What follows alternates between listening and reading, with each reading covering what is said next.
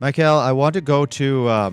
I want to jump to when you go to market. We're also gonna get into the acquisition by Veracio and talk about that. But before we do that, after you done prototypes and testing and raised some money, and I'm sure stretched yourself and done all the things that it takes to start off, then you actually took it to market. People started using this.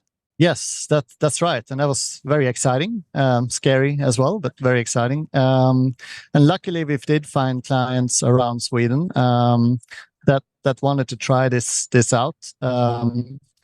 We did need to convince industry still, though, because of the speed at which we had actually developed this solution was actually fairly rapid. So from being a student one day to then have a solution the next, obviously required a little bit of convincing. But yeah, the best way was to get out there. We got the first client we had was a Swedish mining company. They sent some core down to Gothenburg, where we were then based. We started scanning that, and on the MVP that we had built, we managed to scan thousands and thousands of meters. And actually one client in Sweden, they've actually got a little bit dependent on the system. Like they've had several targets. They had a lot of consultants working several of those targets, but there was one target where they had a bit of a gap. So they actually ended up sending quite a lot of meters to us, more than we could have ever have hoped for, which was very, very useful. That at that point in time, and I still can remember those days. Those were the first days where complete drilling projects were then mapped by centimeter resolution, XRF data, and it was just amazing to be some of the first in the world to see this type of data at this scale. Still remember it to the day. It must have been just an unbelievable feeling to accomplish that. Yes. And what I think was great in this is that, first of all, yes, the machine worked, the MVP worked, which was great, but it also projected a lot of trajectories for us. Like, okay, we could do this, but then what else can we do? Right. It started to clarify where you could go with it, your scalability, your core customers, things like that. Yeah.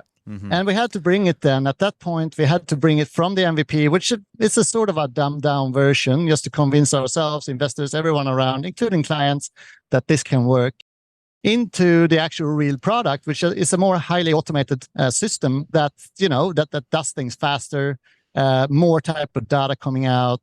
And that's where we had to venture into, the technology space to try to realize how can we automate this. And that's really, we heard several times that, building machines like we wanted to do would be fantastic, but also yet impossible. Getting an XRF sensor to follow a core at a millimeter precision, as a core sample varies in height and all of that, we need to actually capture that with a sub-millimeter precision. That's where we got our heads together, and in the concept we introduced something that was very new to the industry at that time, and that was using a LiDAR system, and that's essentially a laser that maps the topography or the surface of the sample. And so we did that in a way to be sure that we could scan the sample with an XRF sensor. So the two technology, the laser is telling the XRF that this is where, so they're actually essentially talking to each other. Exactly right. And that's where we found our initial IP, our patents, that all grew from there, from that discovery itself. So that's essentially what changed this from being impossible to being possible. And I mean, the reference to that is just looking at from a Gothenburg perspective in Sweden, where they produce the Volvo cars. It could be other cars produced as well.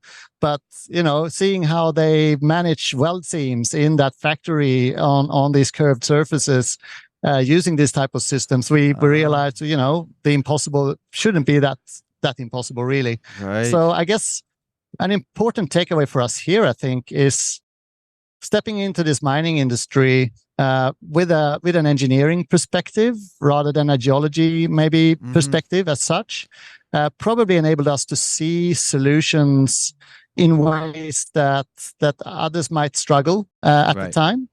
And I think that sort of possibly led into these quite novel ideas around how to go about this specific problem.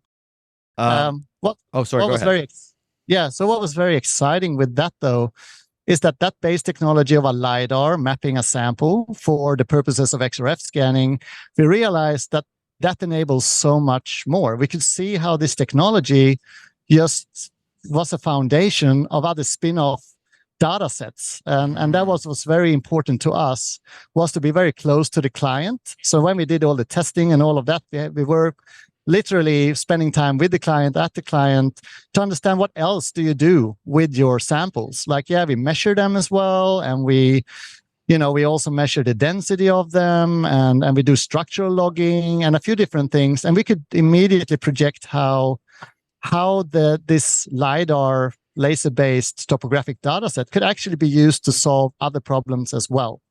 And that was not on the initial chart, but there it was.